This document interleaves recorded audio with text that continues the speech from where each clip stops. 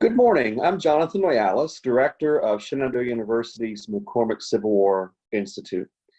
This morning, I'm coming to you from the virtual farm of Confederate veteran and later federal judge John Paul to discuss what I believe is one of the most fascinating moments in the post-war era of reunion in the Shenandoah Valley. I know that this is certainly one of the favorite stories of my good friend and supporter of the Civil War Institute, Phil Spoggy.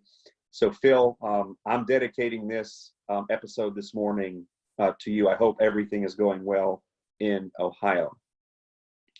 In 1885, veterans of General Philip Sheridan's Army of the Shenandoah, who had fashioned themselves into an organization known as the Sheridan's Veterans Association, were making preparations for their second visit to the Shenandoah Valley.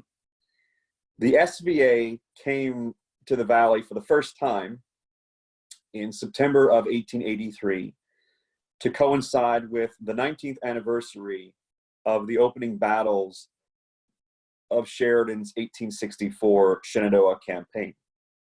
During that visit in 1883, the Union veterans dedicated a few monuments, visited battlefields with Confederate veterans as their guides, and visited the graves of fallen comrades. Pretty typical activities of what you would see other Union veteran organizations doing when they came southward at this time.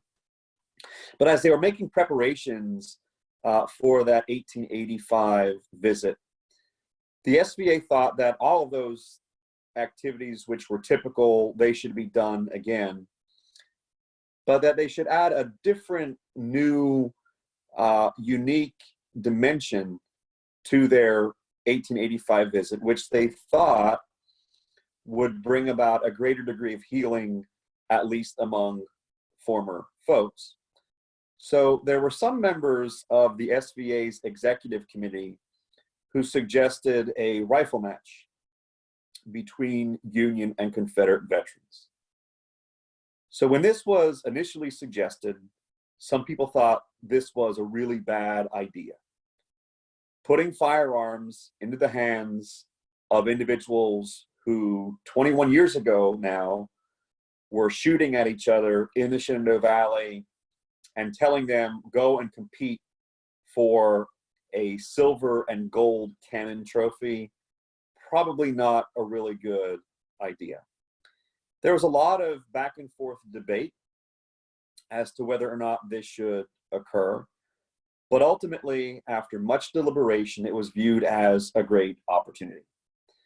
So on September 18th, 1885, this blue-gray rifle match occurred on Judge Paul's farm. And the farm today, of course, is still owned by the Paul family and is private property. So each team consisted of 7 individuals. The blue team was led by Francis Buffum, who was a veteran of the 14th New Hampshire Infantry and served as the historian of the SVA. The gray team was led by Captain Joseph Knowlton from the 2nd Virginia Infantry. These guys competed at distances up to 500 yards. The gray team ended up winning the match. They received that gold and silver cannon trophy. But the scores apparently were so bad that both sides agreed they were going to keep the scores to themselves. While the match certainly did not put on display the finest marksmanship skills, those individuals who participated in that blue-gray rifle match in 1885 believed that it was beneficial. Francis Buffum noted simply, "It was demonstrated that with proper facilities easily obtainable, these rifle competitions may be of great value in cementing veteran companionship." I want to thank you all for tuning in.